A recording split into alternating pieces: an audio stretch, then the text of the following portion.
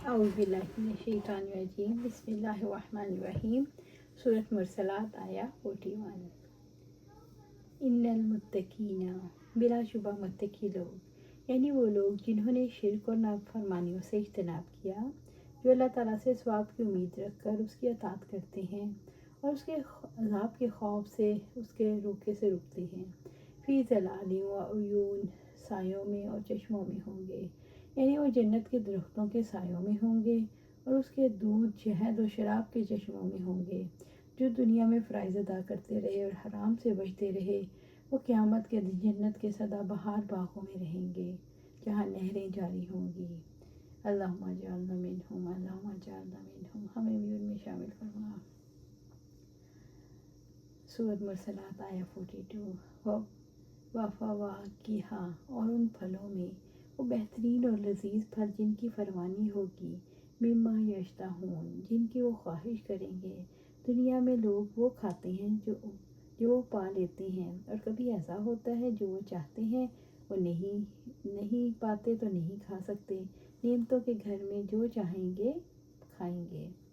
سورۃ مرسلات آیا 43۔ کلوا واشربوا ہنیئا، مزے سے کھاؤ اور پیو۔ اہل جنت کو احسان کے طور پر کہا جائے گا، مرغوب اور مزیدار کھانے کھاؤ اور لذیذ مشروبات پیو۔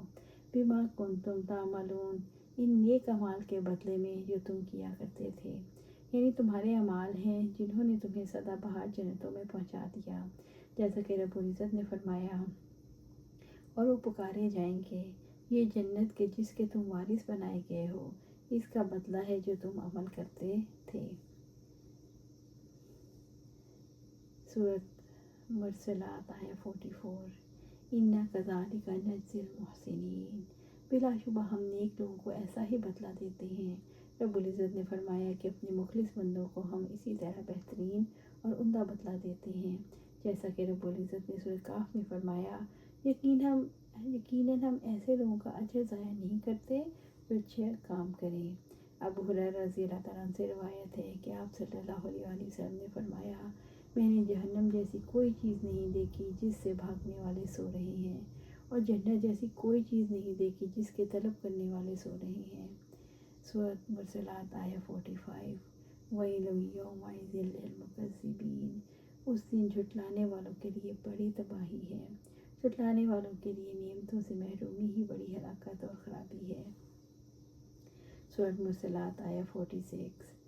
کلوا وتمتعوا قلیلا انکم مجرمون، سو تم تھوڑا سا کھا لو اور فائدہ اٹھا لو، بلا شبہ تم ہی مجرم ہو۔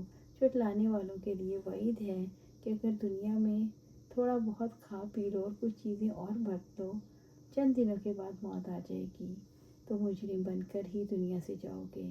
دنیا کی ساری لذتیں دنیا میں ختم ہو جائیں گی اور آنکھ بند کرو گے تو آخرت کے عذاب شروع ہو جائے گا۔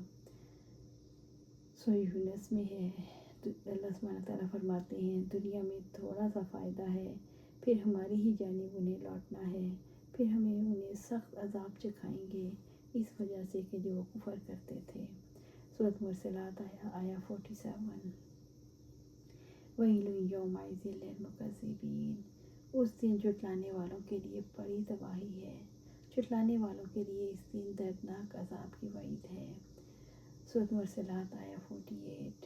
وَإِذَا قِيلَ لَهُمْ ارْكَعُوا، اور جب ان سے کہا جاتا ہے جھک جاؤ، یعنی جب ان سے کہا جاتا ہے نمازیوں کے ساتھ جھک جاؤ اور جماعت سے نماز پڑھو، لا يركعون، تو نہیں جھکتے۔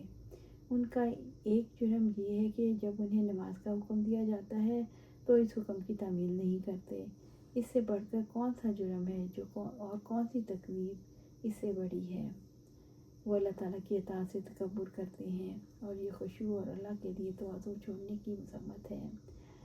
سورۃ مرسلات آیا 49۔ وَيْلٌ يَوْمَئِذٍ لِّلْمُكَذِّبِينَ، اس دن جھٹلانے والوں کے لیے بڑی تباہی ہے، ہلاکت و بربادی ہے ان کے لیے جو اللہ تعالیٰ کے احکامات، اس کے نواہی کو جھٹلاتے ہیں۔ ان کی ہلاکت یہ بھی ہے کہ ان پر توفیق کے تمام دروازے بند ہو جائیں گے اور وہ ہر بھلائی سے محروم ہو جائیں گے۔ سورۃ مرسلات آیا 50۔ فَبِأَيِّ حَدِیثٍ بَعْدَهُ یُؤْمِنُونَ، پھر اس کے بعد وہ کس کلام پر ایمان لائیں گے؟ یعنی جب وہ اس قرآن پر ایمان نہیں لائے تو پھر کس کلام پر ایمان لائیں گے؟ جیسا کہ رب العزت نے سورہ جاشیہ میں فرمایا، اور یہ اللہ تعالیٰ کی آیات ہیں جنہیں ہم حق کے ساتھ آپ کو پڑھ کر سناتے ہیں۔ اب اللہ تعالیٰ اس کی آیات کے بعد کس بات پر ایمان لائیں گے؟ ابن ابی حاتم میں ابو ہریرہ رضی اللہ عنہ سے روایت ہے کہ آپ صلی اللہ علیہ وسلم نے فرمایا، جو شخص اس سورت کو، اس آیت کو پڑھے، اس کے جواب میں آمنت باللہ و بما انزل، میں ایمان لایا اللہ تعالیٰ پر اور جو اس نے نازل کیا، کہنا چاہیے۔ اللہ سبحانہ تعالیٰ سے دعا ہے ہمیں قرآن و سنت پر عمل کرنے کی توفیق دے، اس پر جما دے اور جنت الفردوس کے اعلیٰ مقام پر اپنے پاس گھر عطا فرمائے۔ آمین یا رب العالمین۔